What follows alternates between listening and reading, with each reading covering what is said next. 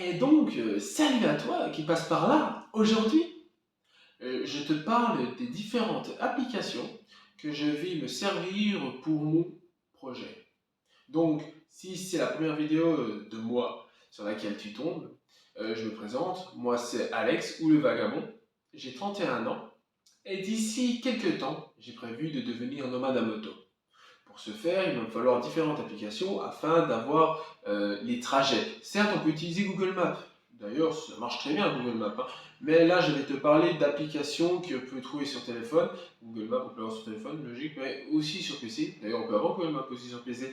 Mais dans tous les cas, je vais te parler d'autres applications et sites internet. Donc, on va commencer par un site qui s'appelle Open Road Service. Donc, c'est sur PC. Et en fait, ce site, parce que c'est pas une application, c'est un site, il te permet de définir tes itinéraires. Donc par exemple, tu es à tel endroit, tu vas aller à tel endroit, bon, tu peux y aller direct, ou alors tu peux même rajouter des points, par exemple, je sais pas, dans le sud, tu vas aller dans le nord, mais tu veux passer par Bordeaux, bref, je sais pas, j'ai eu au pif, hein, et ben boum, tu fais un point qui va directement à Bordeaux, et après à ta destination finale. De marquer mon emplacement, Bordeaux, Bordeaux, destination finale. Là, tu peux marquer emplacement, destination finale et rajouter des points pour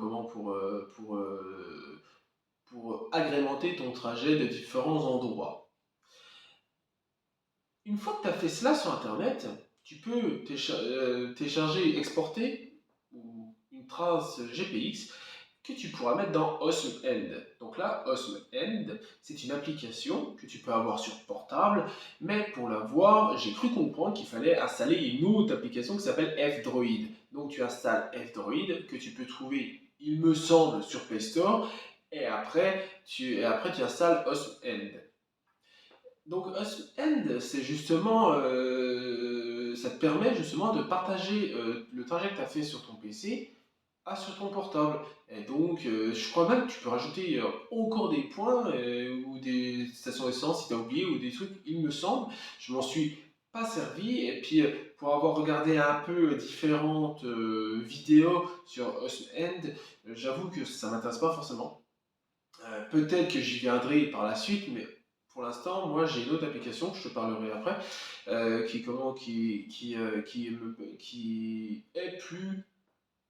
est mieux pour moi, on va dire. Donc, en plus de ce site et de cette application, il y a SatStat. Donc SatStat, ça te permet de créer un point GPS. Donc je pense que c'est un peu le même système que Osmend. En fait, je pense que tu peux mélanger le tout, c'est-à-dire aller sur SatStat, créer un point GPS que tu peux mettre sur Osmend. Je pense que ça se passe comme ça. Une nouvelle fois, je t'en parle pas parce que je ne connais pas. Je me suis pas renseigné, puis ça m'intéresse pas forcément. Et donc, je te laisse aller voir de ton côté. Bon, bien sûr, ce sont des applications gratuites, hein, et qui ne demandent pas, j'ai cru comprendre, de localisation. Après, à vérifier, j'ai pas regardé, donc à vérifier. Mais bon, dans tous les cas, ça reste déjà deux, trois applications qui peuvent t'aider. Donc, si tu as déjà récolté différentes informations sur ce que j'ai pu te dire, si ça te permet d'y voir plus clair, je te propose de t'abonner, hein. Et puis, comme ça, tu pourras suivre mon aventure et donc avoir encore plus d'informations. Bref, après, après ces deux, trois applications que je t'ai parlé, je vais te parler d'une application que j'utilise cette fois. Ça s'appelle Fuel Flash. Fuel Flash, comme son nom l'indique, ça te permet de trouver des stations-service rapidement. Donc, c'est très simple.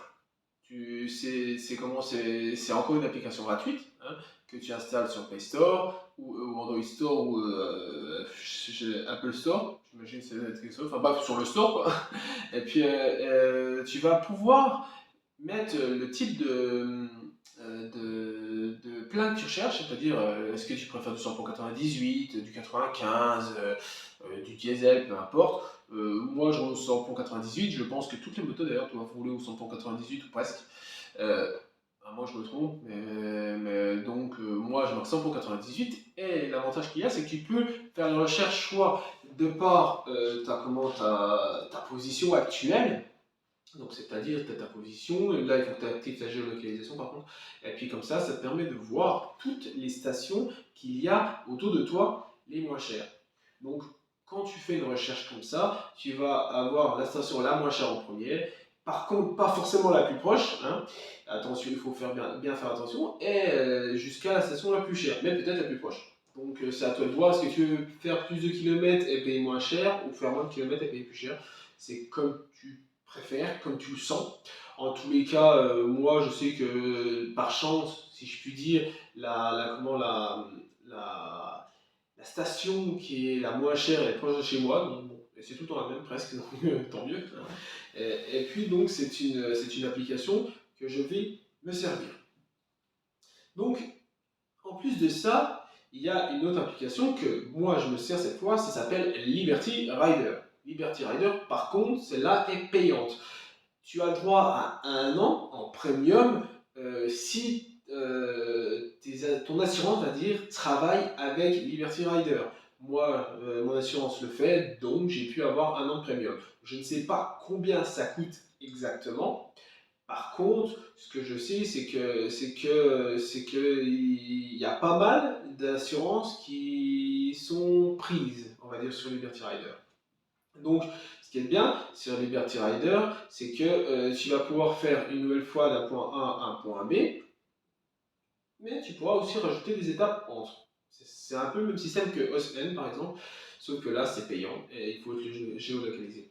Mais quoique pas forcément, peut-être, pas forcément, mais bon, dans tous les cas, c'est un peu le même système.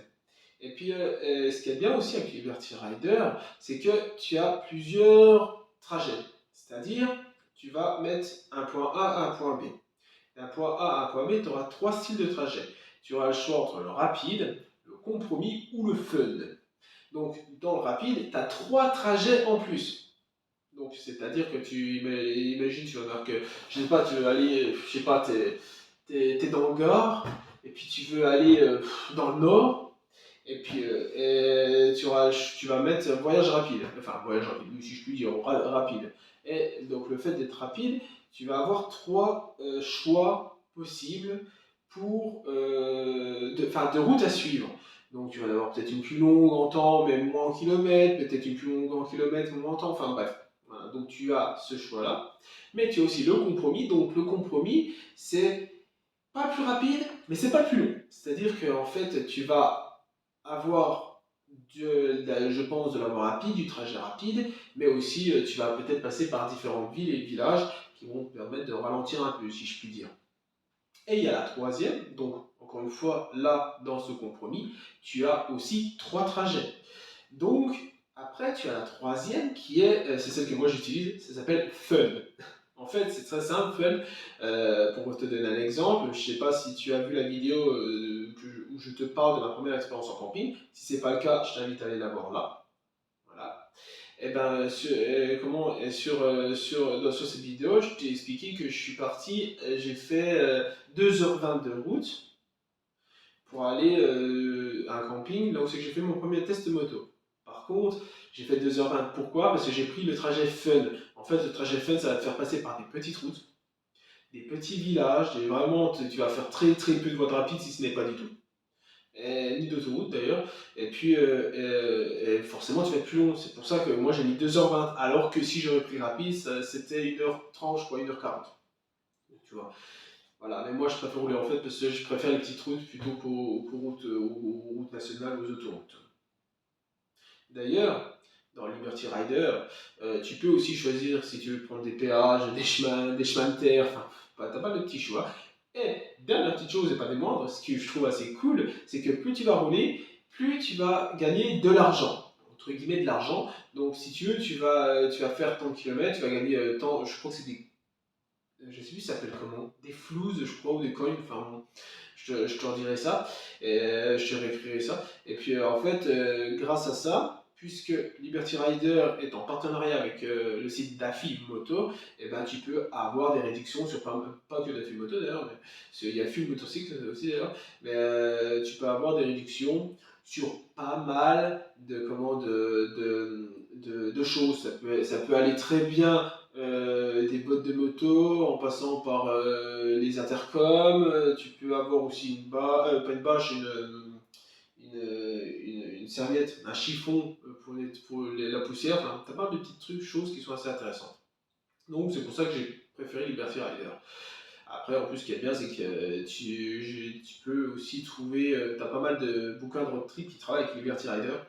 Donc, tu vas entrer enfin, ton point de départ dans Liberty Rider, ou tu vas même scanner le code QR d'ailleurs, qu'il peut y avoir sur les bouquins de road trip. Et comme ça, tu vas avoir un road trip qui a été fait par des gens qui ont été testés. D'ailleurs, sur Liberty Rider, tu as aussi des road trips dans Roadbook. En fait, ce sont des personnes comme toi, comme moi, qui ont fait des trajets et qui les partagent. Il y en a des plus courts, il y en a des plus longs. Après, est un choix. Enfin, tout est. Tu es libre en fait. Voilà. Voilà à peu près. Il y a une dernière chose, c'est que forcément il faut utiliser les applications météo. Il est conseillé avant de partir, regarder la météo à ton point de départ, regarder la météo à ton point d'arrivée et aussi à peu près au milieu de ton trajet.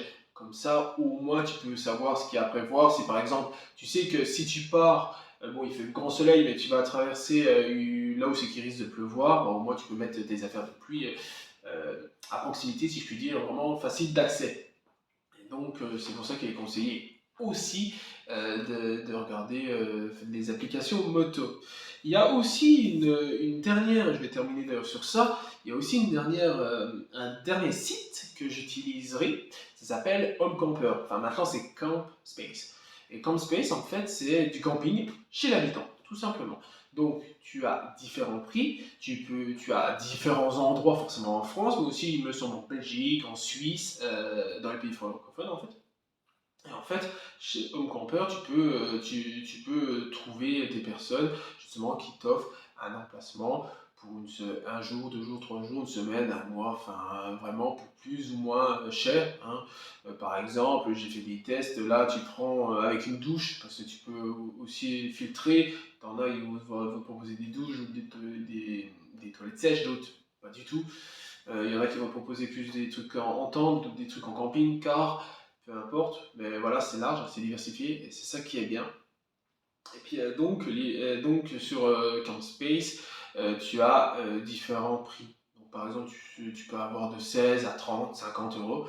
Et ça peut te revenir, j'ai fait un test, au mois, ça peut te revenir à allez, 280 euros de logement, enfin location d'emplacement, quoi. Ce qui est moins cher qu'un appartement, forcément. Et donc c'est un truc que je vais utiliser aussi parce que ça peut être très intéressant. Je pense pas. Oh, encore l'horloge comptoise, hein. Tu vas avoir l'habitude à force avec l'horloge comptoise.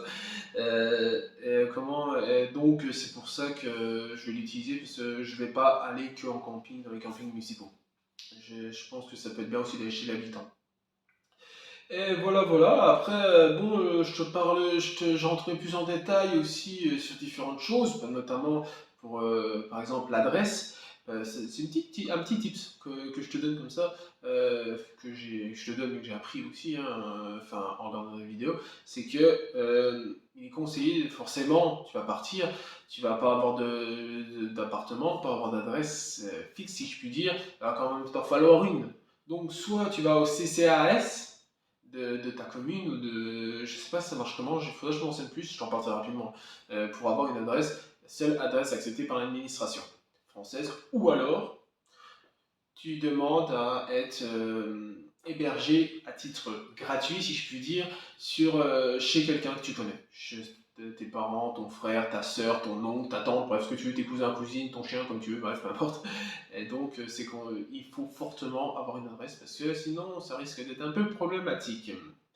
Et sinon, il faut aussi une dernière petite chose, en fonction des campings que tu vas regarder, que tu vas chercher, que tu vas trouver, forcément, il va falloir que tu vois si il y a des garages moto à proximité. Si tu ne seras pas à l'abri, je te dis tu, mais je ne serai pas à l'abri. Bref, ce que je t'explique, c'est un bon pour moi aussi parce que je démarre de zéro, donc forcément, hein. On ne sera pas à l'abri d'avoir peut-être une panne sur la route ou alors une crevaison ou peu importe. Et donc c'est bien quand même d'avoir un garage moto. et aussi avoir des supermarchés ou autres supérettes à proximité. On va faire 50 km pour avoir de quoi manger, hein, n'est-ce pas? Bien que certaines personnes, que ce soit en camping ou même en camp space, chez l'habitant, ils proposent des frigos, donc tu peux un peu plus garder. Mais bon, voilà. Voilà, donc c'est à peu près tout, c'est à peu près tout pour toutes ces applications. Je sais que personnellement, moi je vais essayer de commencer par des campings pas trop chers, 10-12 € par jour, donc ça va encore. Après, je pourrais augmenter à 20 €. Ça dépendra de combien je vais gagner, parce que je vais travailler, ça c'est pareil, je vais travailler en saisonnier, à moins que si avec YouTube, je peux peut-être gagner un peu, je sais pas, je verrai bien. Mais dans tous les cas, je vais commencer par des campings pas trop chers. Enfin bon, bref, voilà, donc j'espère que tu auras apprécié cette petite vidéo, petite, elle fait quand même plus d'un quart d'heure, hein. Cette vidéo, que tu auras appris des choses et qu'elle t'aura intéressé. Si c'est le cas, n'hésite pas à aimer, à commenter, à t'abonner et à partager la vidéo. Et en attendant, moi je te laisse avec une autre vidéo qu'il y a ici. Je sais pas ce que je te mettrai, je verrai bien. Comme d'habitude, je verrai bien, tu verras, hein. Et donc, en attendant, comme je l'ai dit, moi je te laisse. Je te souhaite une bonne journée, une bonne soirée et une bonne route. Allez, à bientôt!